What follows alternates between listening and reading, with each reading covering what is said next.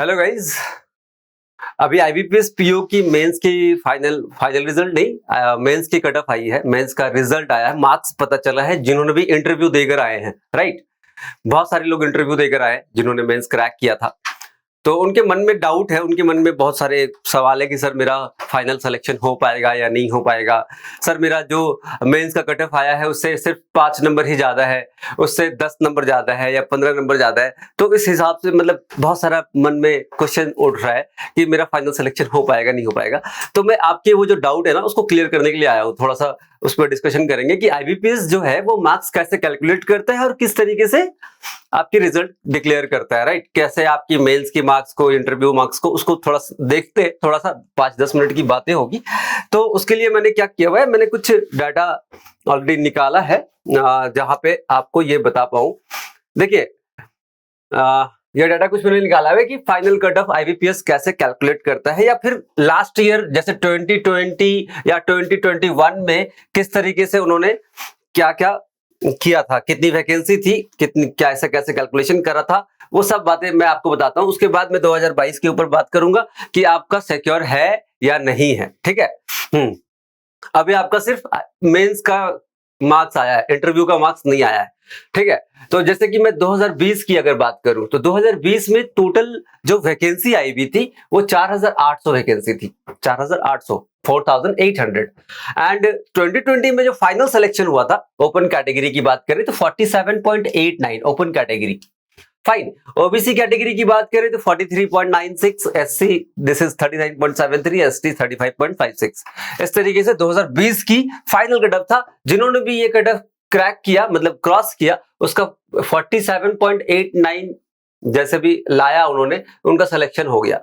अब ये 47.89 कैसे कैलकुलेट करते हैं इसके ऊपर भी बात करेंगे।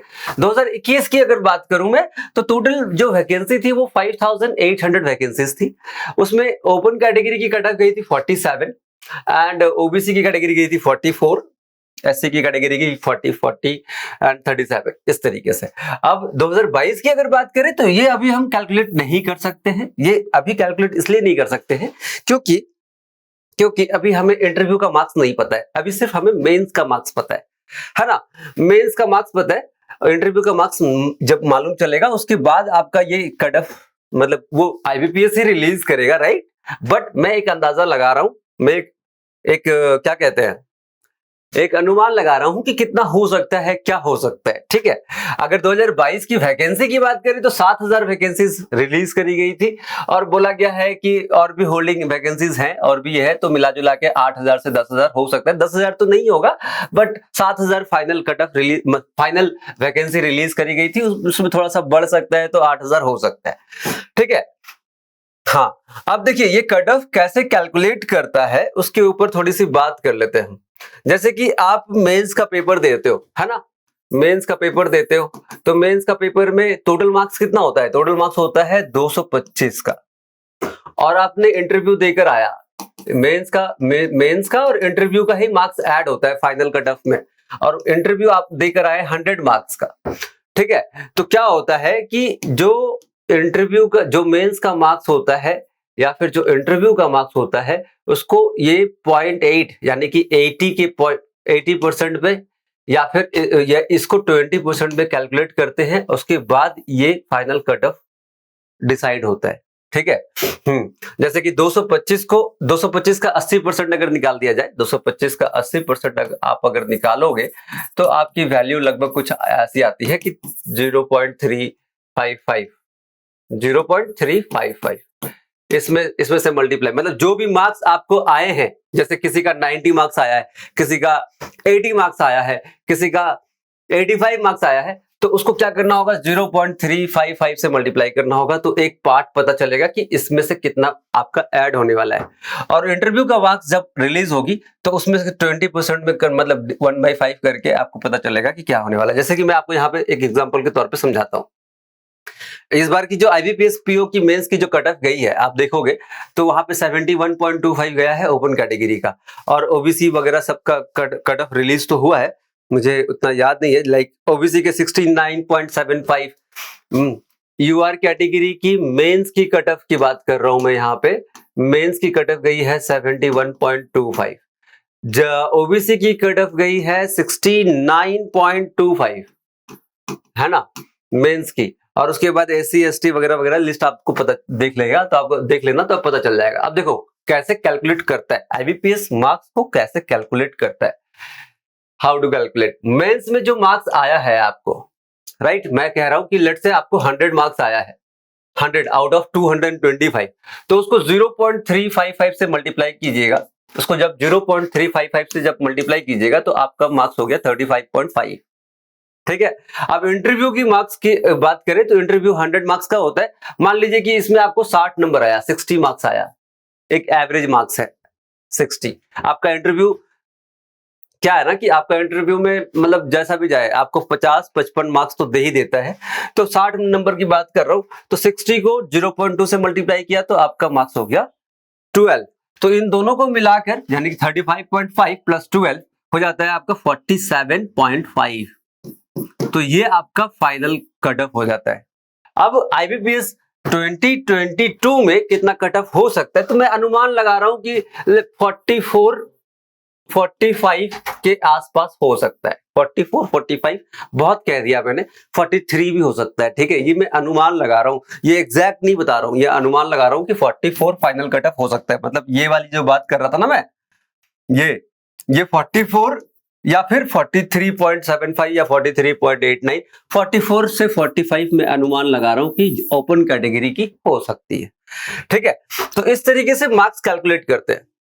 अब जैसे जो जो स्टूडेंट को मन में डाउट है ना कि भाई सर मेरा फाइनल सिलेक्शन होगा नहीं होगा, मेरा कट ऑफ से 5 नंबर ही ज्यादा आया है, कट ऑफ है 71.25 जनरल कैटेगरी की, और उसमें से 5 नंबर ही ज्यादा आया है, 76.25 आया है, उसमें से 10 नंबर ज्यादा आया है, 81.25 आया है, उसमें से 20 नंबर ज्यादा आया है, तो 20 नंबर तो काफी ज्यादा हो जाता है। तो उस पर हम बात कर लेते हैं कि देखो आपका मार्क्स कैसे क्या हो सकता है, आपको इंटरव्यू में कितना मार्क्स लाना पड़ सकता है या फिर इतना होना चाहिए इंटरव्यू में आपके मार्क्स। तो जैसे यहाँ पे देखो मैंने लिखा रखा है कि मेंस में कट ऑफ गई है, हम ओपन कैटेगरी की बात कर रहे हैं, हम ओबीसी की बात नहीं कर रहे हैं, हम एससी एसटी, हम ओपन कैटेगरी यूआर कैटेगरी की बात कर रहे हैं कि अगर उनका कट ऑफ गया है 71.25 और सपोज दैट उस 71.25 से 20 मार्क्स एक्स्ट्रा उन्होंने स्कोर किया हुआ है, यानी कि टोटल स्कोर किया हुआ है 91.25। ठीक है, और इंटरव्यू की बात करें, मैंने बोला कि 60 मार्क्स 55-60 मार्क्स तो एवरेज है कि दे देते हैं। अगर इंटरव्यू आपका अच्छा गया है, मतलब एक दो सवाल आप जवाब नहीं दे पाए हैं, फिर भी आपका अच्छा गया है, पैनल आपसे नाराज नहीं था, मैं पैनल आपसे मतलब असंतोष नहीं था, मतलब डिससेटिस्फाइड नहीं था, ठीक था, तो 60 मार्क्स 55-60 मार्क्स दे देगा। तो ये आपका एक सिक्योर मार्क्स हो जाता है कि आपका सिलेक्शन हो सकता है। ठीक है, हाँ। अब जिन्होंने भी, जैसे कि कोई कह रहा है कि सर मेरा कट ऑफ से 15 मार्क्स ही एक्स्ट्रा गया, 15 मार्क्स एक्स्ट्रा गया, 71.25 कट ऑफ है जनरल कैटेगरी का, 15 मार्क्स हमने एक्स्ट्रा स्कोर किया हुआ है, मतलब 86.25। तो आपको इंटरव्यू में कितना स्कोर होना चाहिए वो बात मैं यहाँ लिख रहा हूँ कि 60 to 70 के बीच में, यानी कि 65 के आसपास आपकी स्कोर होनी चाहिए। हाँ, 65 के आसपास आपकी स्कोर होनी चाहिए। उसके बाद अगर जिन्होंने भी कट ऑफ की बात करें तो वो कट ऑफ से 10 मार्क्स ही एक्स्ट्रा स्कोर किया हुआ है, फाइनल मार्क्स, जैसे कि 81.25 ही मार्क्स उन्होंने स्कोर किया हुआ है, तो उनकी इंटरव्यू में कितनी मार्क्स होनी चाहिए, उनकी इंटरव्यू में 70 to 75 मार्क्स होनी चाहिए, तब जाके आप एक उस 44 के रेंज में पहुंच पाएंगे। मैंने क्या किया हुआ है देखिए, 81.25 को पॉइंट, मतलब आपने क्या करना है, जैसे मान ले आपने ये स्कोर किया हुआ है 91.25, अब इसको मल्टीप्लाई किससे कर देना है, इसको मल्टीप्लाई कर देना है 0.355 से। उसके बाद आपको ये देखना है 60 को 0.2 से मल्टीप्लाई कर, जो आएगा ये आपका फाइनल कट ऑफ है, जो आपका फाइनल स्कोर हो जाएगा, जो जिस तरीके से आईबीपीएस कैलकुलेट करता है। अब आते हैं उसके ऊपर जो कहते हैं कि सर मेरा 5 मार्क्स ही एक्स्ट्रा आया है, 71.25 मेरा कट ऑफ है फाइनल का, और उसमें 5 मार्क्स ही एक्स्ट्रा आया है, यानी कि 76.25 ही आया है। अब इंटरव्यू में क्या होना चाहिए था, तो इंटरव्यू में आपका अच्छा स्कोर होना चाहिए। इंटरव्यू की बात अगर करी जाए तो इंटरव्यू में आपका स्कोर 75 से 85, 80 तक होना चाहिए, 85 तक इंटरव्यू की मार्क्स। अब ये पॉसिबल है क्या, इतना मार्क्स देते हैं क्या? यस, पॉसिबल है, पॉसिबल है। अगर उस इंटरव्यू पैनल में जो भी सवाल आपसे पूछा गया उसने वहां पे आपने अच्छा से जवाब दिया, मतलब एक सेटिस्फैक्शन वाला जवाब दिया, यस सर, मतलब वो इंटरव्यू पैनल में आपने किसी को मतलब कोई झूठ नहीं बोल, मतलब देखिए क्या होता है ना कि इंटरव्यू पैनल में 50 से मार्क्स कम आते हैं या कब आते हैं, ऐसा है 50 से कम कब हो जाता है, जब आपके पैनल में आपने झूठ बोला और आप पकड़े गए कि आपने ये झूठ बोल दिया और आप पकड़े गए, या फिर आपने क्या किया कि किसी से थोड़ा सा बहस कर लिया। हाँ, तो इस तरह का बिहेवियर को वो मार्क्स कम कर देते हैं। अगर मतलब जैसे मान लीजिए इंटरव्यू में बोला कि भाई बताओ, आपको अगर कहीं ऐसी जगह पोस्टिंग हो गई तो क्या आप जाओगे?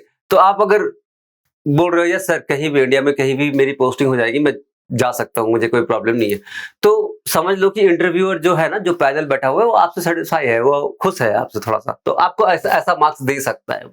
मैं कह रहा हूँ 75, 85, 90 तक मार्क्स दे सकता है।